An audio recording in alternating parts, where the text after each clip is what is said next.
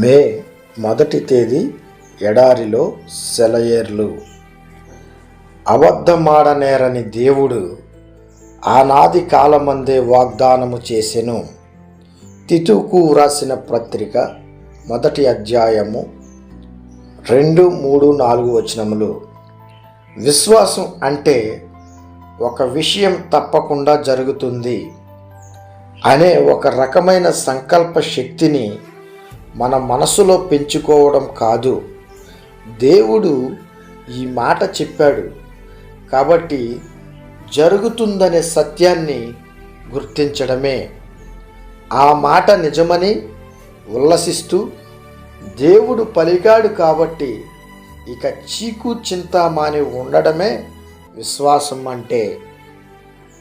విశ్వాసం అనేది మనకి దొరికిన ఒక వాగ్దానాన్నే భవిష్యవాణిగా మలుచుకుంటుంది. అది ప్రస్తుతానికి వాగ్దానమే కాబట్టి మనం సహకరించకపోతే దానికంటూ ఒక అర్థం ఉండదు. అయితే దాన్ని విశ్వాసానికి జోడిస్తే అదే ముందు జరగబోయే విషయాన్ని ఇప్పుడు తెలుసుకోవడం అవుతుంది.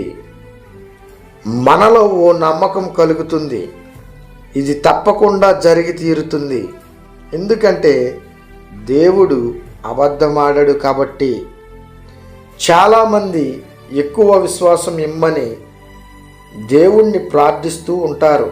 అయితే వాళ్ళ ప్రార్థనల్ని సూక్ష్మంగా గమనించి వాటి నిజమైన అర్థాన్ని పరిశీలిస్తే అవి నిజానికి విశ్వాసం కోసం ప్రార్థనలు కావని అర్థమవుతుంది. వాళ్ళు కేవలము తాము విశ్వసించిన దానిని ప్రత్యక్షపరచమని ప్రార్థన చేస్తుంటారు. నిజమైన విశ్వాసి ఇది నాకు మంచిని చేకూర్చేది గనుక దేవుడు నాకిచ్చాడు అనడు.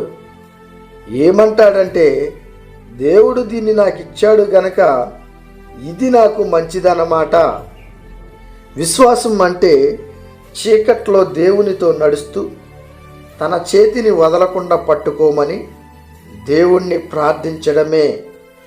నీ విశ్వాసంపై విశ్వాసాన్ని కాదు, తనపై విశ్వాసాన్నే అడిగాడు విశ్వ కాపరి మన యేసు. నా చెంతకి రండని పిలిచాడు, తనపై విశ్వాసాన్ని అడిగాడు. వెలుగు నీడల్లో విశ్వసించండి, విశ్వాస ఫలాలను ఆయన నుండే ఆశించండి.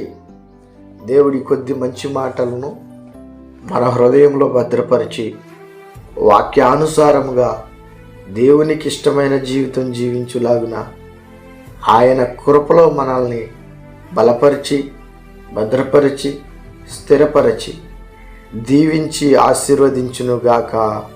ఆమేన్.